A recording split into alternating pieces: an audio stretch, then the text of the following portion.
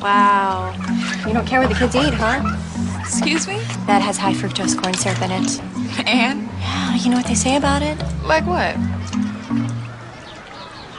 I mean, it's... That it's made from corn, doesn't have artificial ingredients, and like sugar, it's fine in moderation?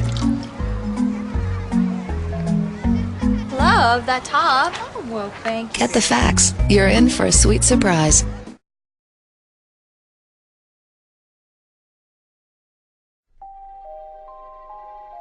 The way we eat has changed more in the last 50 years than in the previous 10,000. The modern supermarket has on average 47,000 products. The industry doesn't want you to know the truth about what you're eating, because if you knew, you might not want to eat it. We've never had food companies this powerful in our history. Everything we've done in modern agriculture is to grow it faster, fatter, bigger, cheaper. If you could grow a chicken in 49 days, why would you want one you got to grow in 3 months? When you go through the supermarket, there is an illusion of diversity. So much of our industrial food turns out to be rearrangements of corn. Sometimes you look at a vegetable and say, okay, well, we can get 2 hamburgers for the same price. They have managed to make it against the law to criticize their products. There is an effort to make it illegal to publish a photo of any industrial food operation. I find it incredible that the FDA wants to allow the sale of meat from cloned animals without any labeling. Peanut butter contaminated with salmonella. E. coli has been found in spinach, apple juice. Smells like money to me.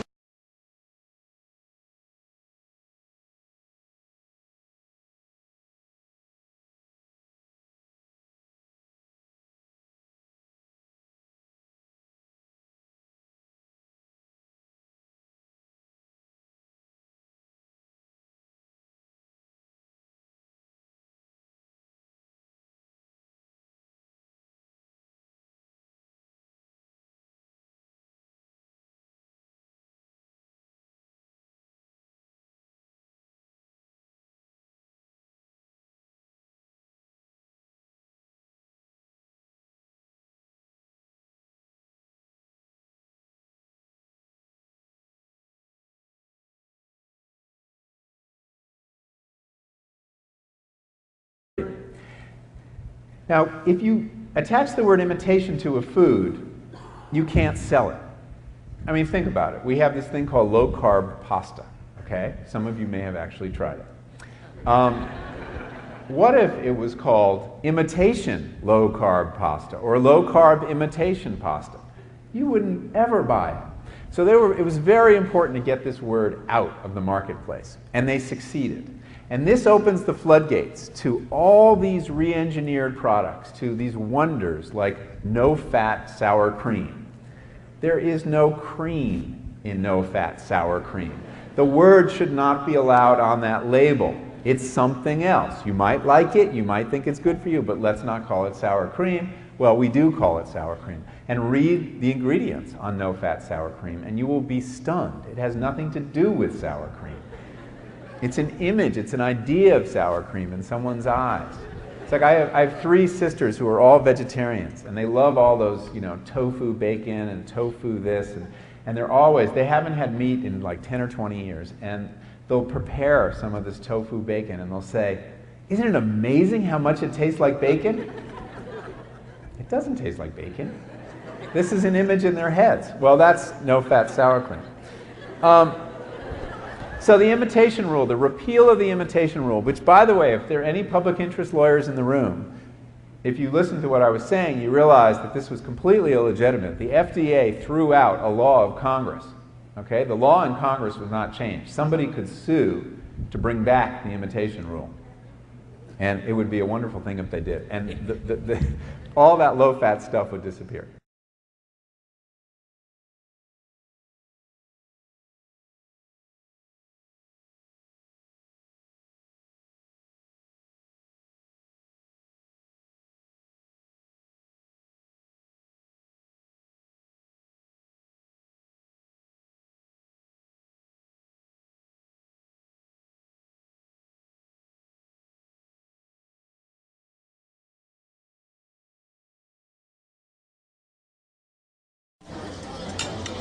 I am man, hear me roar. In numbers too big to ignore, and I'm way too hungry to settle for chick food.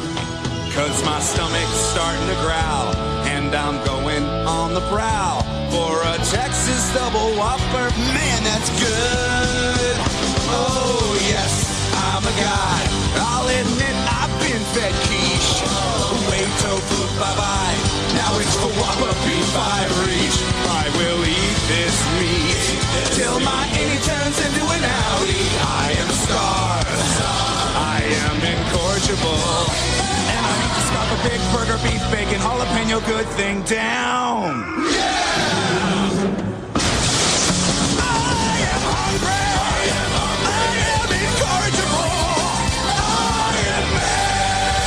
Texas Double Whopper. Eat like a man, man.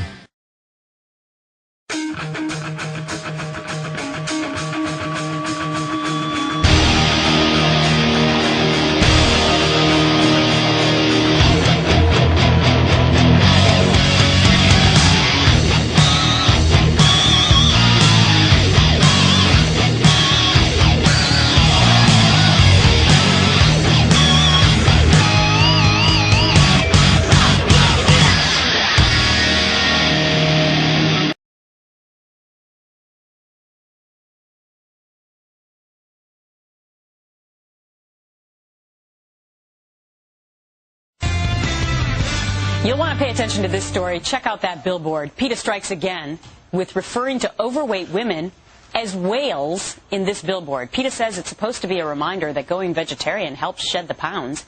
But is that the message people are really getting? Joining us now, Elisa Zaid, a registered dietitian with the American Dietetic Association, and PETA spokesperson Dan Shannon. Good morning to both of you. Good morning. Good morning. All right, Dan, I'm going to give you the first crack at this because you are the spokesperson for PETA. I mean, how the heck do you see this billboard as inspiring to women who may be battling a little bit of the bulge? Sure. Well, you hear people talk about trying to slim down for the summer, lose weight to get into that swimsuit. What you don't hear people talk about is that a vegetarian diet is absolutely the best way to lose weight and keep it off. Vegetarians, in general, weigh about 10 to 20 pounds less than people who eat meat who live a similar lifestyle in terms of exercise and other factors. And the message of the billboard is simply that it's the most effective way to improve your health and lose weight in the long run. All right. Well, I have a registered dietitian sitting right next to me in Elisa. Is it the best way to lose weight? First of all, I just want to say that this billboard is humiliating. It's offensive to overweight people and thin people alike. Isn't PETA's attempt here to get a lot of attention because we're talking about it today and to do something outrageous like this, to call women whales? I mean, who the heck came up with that idea? It's just so incredibly insensitive.